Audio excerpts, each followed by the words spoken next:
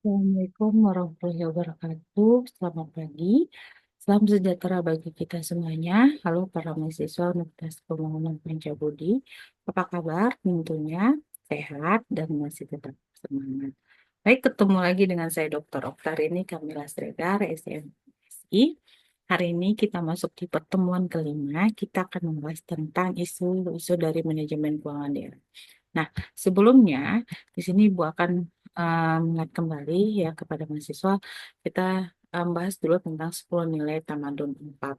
Nah, yang pertama di sini adalah bahwa dalam kehidupan kampus dan pergaulan sehari-hari, seluruh sivitas akademika harus mampu menjadi masyarakat yang memiliki sopan dan santun yang tinggi. Nah, kemudian, seluruh sivitas akademika melaksanakan pengajian Al-Quran secara berkala dan terukur, dan menghormati dan memperingati hari besar-besar Islam, serta berpakaian muslim seminggu sekali pada hari Jumat. Nah, ketiga, seluruh sivitas akademika di sini harus mampu mengamalkan piagam Pancabudi, Mutiara Hikmah, 7 nilai dasar yayasan, kebijakan mutu, visi, dan misi, serta semboyan Unpad yang diterapkan dalam proses belajar dan mengajar. Nah, selanjutnya, sivitas akademika mengamalkan kampus bersih, asri, dan lestari, ya didasarkan atas pemahaman budaya, peradaban bersih dan budaya peradaban yang bersih. Nah, kemudian sivitas akademika harus melakukan pekerjaan dan pelayanan wajib melaksanakan service excellent, 3S, senyum, sapa, dan salam. Kemudian melaksanakan etika berkomunikasi yang baik antara pegawai, mahasiswa, dosen, dan pimpinan. Nah, kemudian Unpad memiliki warna-warna kebesaran, yaitu putih, kuning, biru, coklat, hijau, merah, dan ungu. Nah, di sini wajib menggunakan dan melestarikan simbol, ornamen, artefak dalam penataan lingkungan, bangunan, ya, ruangan, baju, kemudian jaket alma mater, toga dan pakaian kebesaran lainnya, serta plakat jenah hati Unpad yang berlandaskan kepada budaya kearifan lokal serta memiliki nafas dan warna keislaman.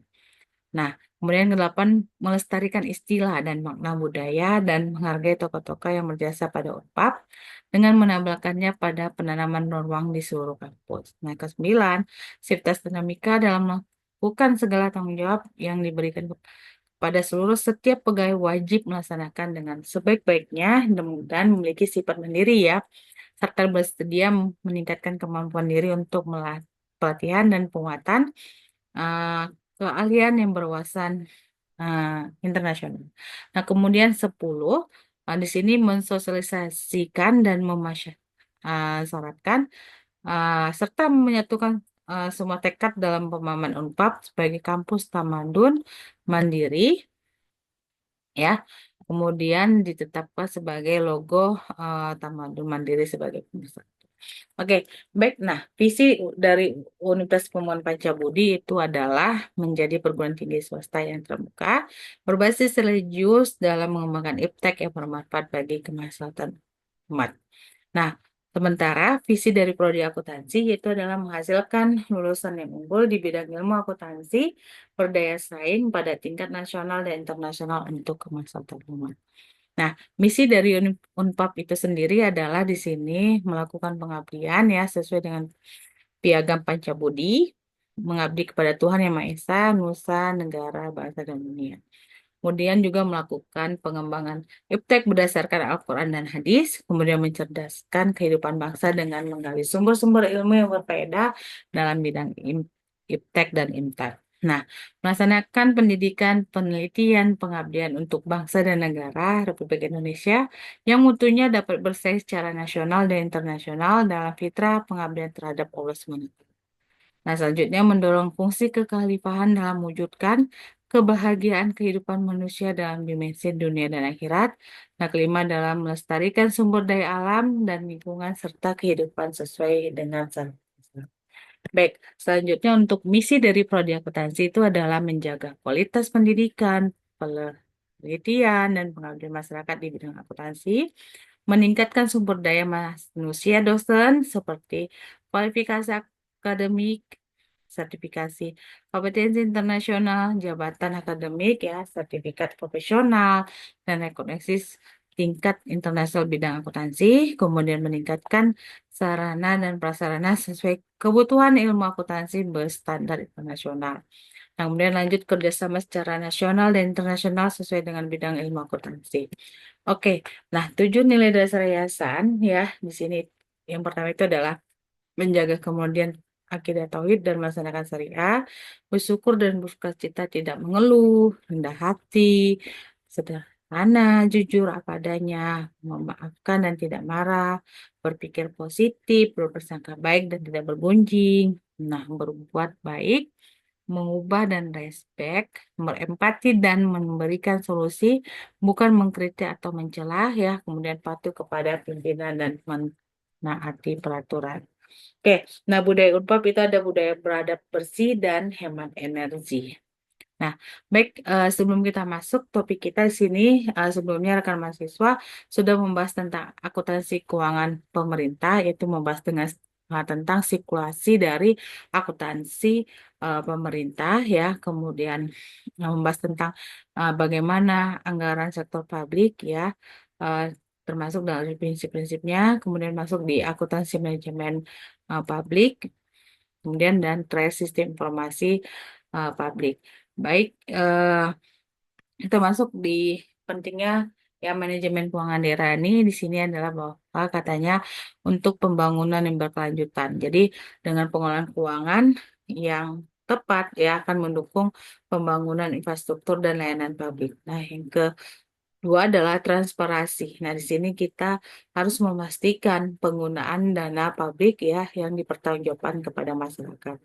Nah, ketiga adanya efisiensi APBD. Jadi, di sini pemerintah harus bisa mengoptimalkan penggunaan anggaran ya sesuai dengan prioritas pembangunan daerahnya ya. Oke, nah landasan hukum manajemen keuangan daerah di sini adalah kita lihat dalam Undang-Undang 23 tahun 2014 itu mengatur tentang pemerintahan daerah termasuk ya kewenangan pengelolaan keuangan, kemudian ada PP nomor 12 ya di tahun 2019 ya, kemudian eh, tentang pengelolaan keuangan daerah. Nah, kemudian selanjutnya di sini kita masuk Permendagri ya itu nomor eh, 77 ya tahun 2020 ya membahas tentang pedoman teknis pengelolaan keuangan daerah. Oke, nah di struktur organisasi pengelolaan keuangan daerah yang pertama itu adalah kepala daerah. Nah, kepala daerah ini ya sebagai pemegang kekuasaan tertinggi pengelolaan keuangan. Nah, kemudian yang kedua adanya Badan Pengelola Keuangan Aset Daerah. Nah, di sini dia akan uh, membuat anggaran dan melaporkan realisasi dari kegiatan anggaran yang dilakukan oleh pemerintah daerah tadi. Nah, kemudian ada SKPD, Satuan Kerja Perangkat Daerah sebagai pelaksana ya dalam kegiatan program-program ya yang uh, akan dilakukan ya di mana untuk mencapai visi dan misi dari pemerintah daerah tadi. Kemudian ada DPRD dan BPK, ini merupakan sebagai Dewan Legislatif dan sebagai pengawas pelaksanaan anggaran daerahnya. Nah, komponen utama keuangan daerah di sini yang pertama itu adanya pendapatan asli daerah. Nah, di mana pendapatan asli daerah itu terdiri dari ada pajak daerah, retribusi, hasil pengelolaan kekayaan daerah. Nah, yang kedua ada dana transfer.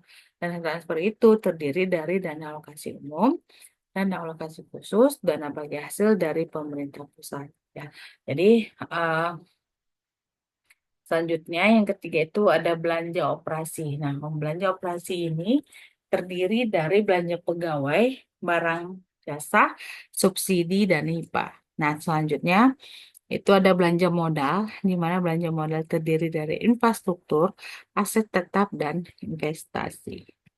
Oke, nah kita lihat di sini siklus anggaran daerah. Nah, yang pertama itu adalah penyusunan ya, perencanaan anggaran itu harus berdasarkan KUA ya PPAS. Nah, jadi eh,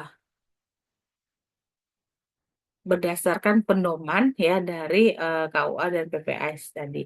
Nah, tujuannya di sini ya supaya dalam penyusunan anggaran itu tidak eh, tidak di luar dari pedoman yang sudah ditentukan oleh pemerintah. Nah, kemudian yang kedua, uh, itu adanya pengesahan. Nah, jadi penyusunan anggaran yang dilakukan oleh SKPD ya pemerintah daerah itu tadi, maka akan dilakukan persetujuan oleh dari DPRD ya. Nah, kemudian setelah anggaran tadi disetujui oleh DPRD, maka dilakukannya penetapan ya peraturan daerah tentang APBD yang mereka buat ya yang sudah mereka susun tadi.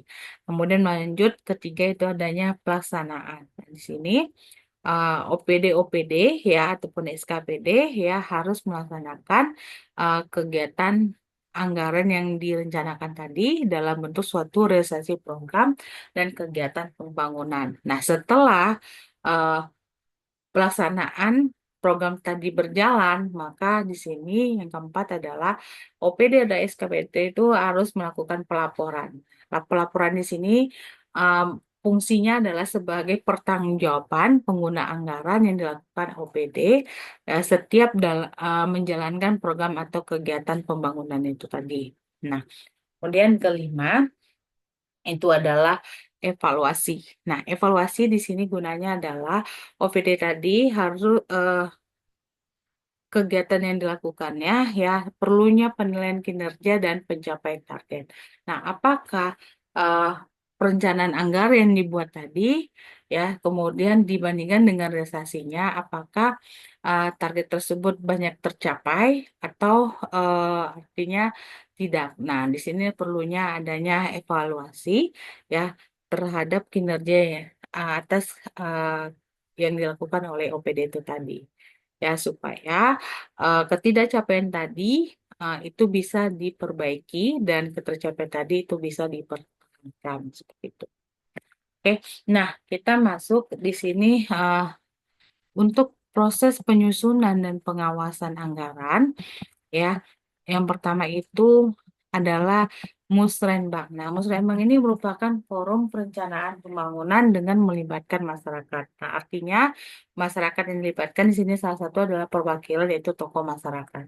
Nah, jadi pemerintah akan mendapatkan informasi apa saja yang dibutuhkan oleh masyarakat. Maka di sini pemerintah bisa merencanakan kebutuhan-kebutuhan masyarakat itu ya dalam penyusunan anggaran tadi. Nah, kemudian dalam penyusunan RAKS SKPD di sini adalah bahwa eh, setiap SKPD akan membuat program perencanaan sesuai dengan tupoksi dari SKPD itu tadi.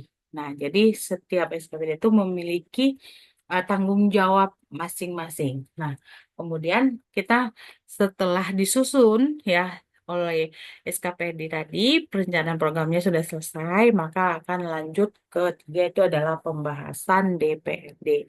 Nah, di sini DPRD akan menilai perencanaan program dan anggaran yang dilakukan oleh pemerintah daerah bersama para SKBD-nya.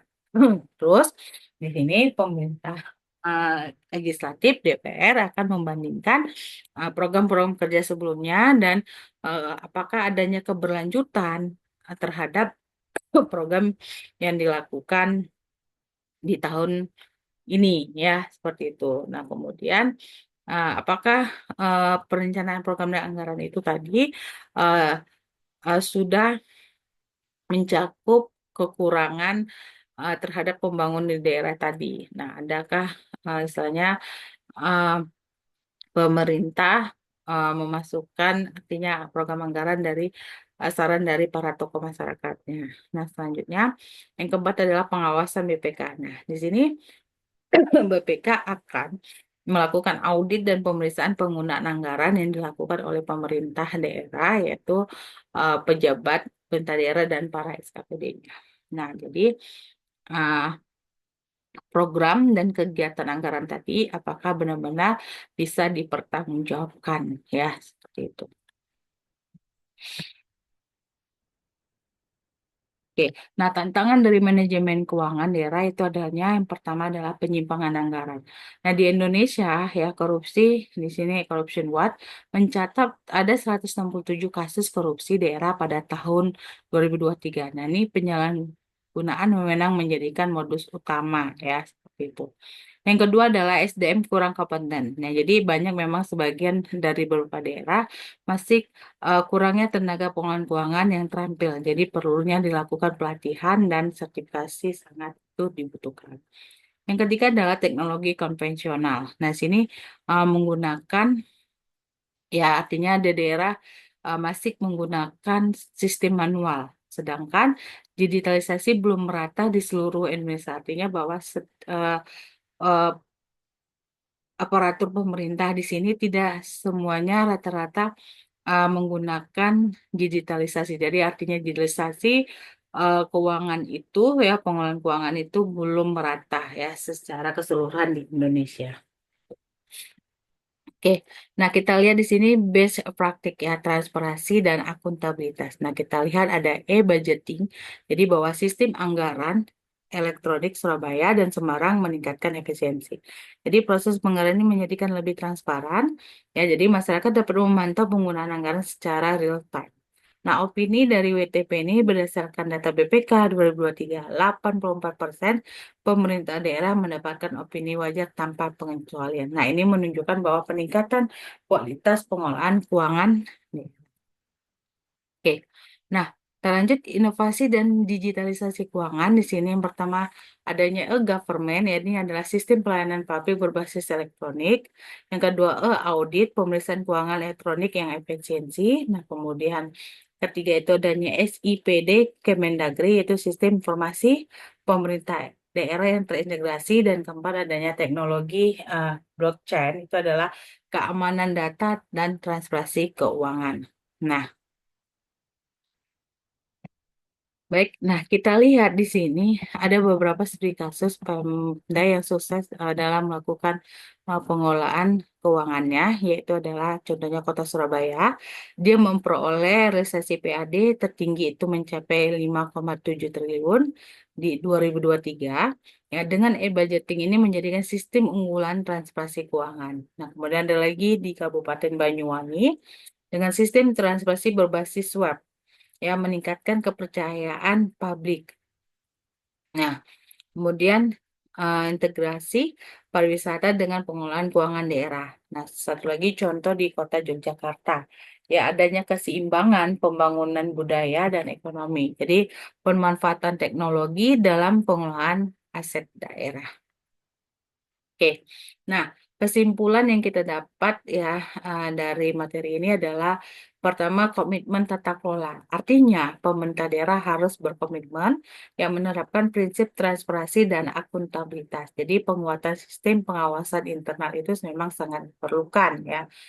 Tadi yang kedua penguatan SDM. Nah, perlunya pelatihan berkelanjutan dan sertifikasi pengolahan keuangan daerah. Jadi rekrutmen berbasis kompetensi untuk posisi keuangan. Nah, yang ketiga adanya adopsi digitalisasi. Jadi percepatan implementasi e-government ya di seluruh daerah. Nah, kemudian adanya pengembangan infrastruktur teknologi untuk daerah terpencil. Nah, kemudian yang keempat adanya kolaborasi pusat daerah. Nah, maksudnya di sini pemerintah pusat dan daerah harus sinergi kebijakan dan program bersama. Nah, jadi pembangunan yang sustainable berkelanjutan akan membutuhkan kerjasama semua pihak. Tanpa adanya kerjasama uh, antara pusat dan pemerintah, maka akan tidak tercapainya pembangunan berkelanjutan itu tadi. Baik, nah kepada rekan mahasiswa di sini ada beberapa isu yang manajemen keuangan daerah ya ada dua topik artikel. Silakan rekan mahasiswa untuk mencari artikel tadi dan membaca ya. Kemudian silakan mereview uh, artikel tadi ya. Apa sih yang bisa rekan mahasiswa ambil terkait permasalahan teori yang digunakan dan bagaimana si peneliti tadi melakukan penyelesaian permasalahan itu tadi ya dalam baik hasil penelitian dan pembahasan. Nah, kemudian kesimpulan yang diberikan oleh peneliti ya terhadap permasalahan itu tadi. Nah, oke, baik. eh Demikian materi yang saya sampaikan pada hari ini. Saya ucapkan terima kasih. Assalamualaikum warahmatullahi wabarakatuh. Selamat pagi.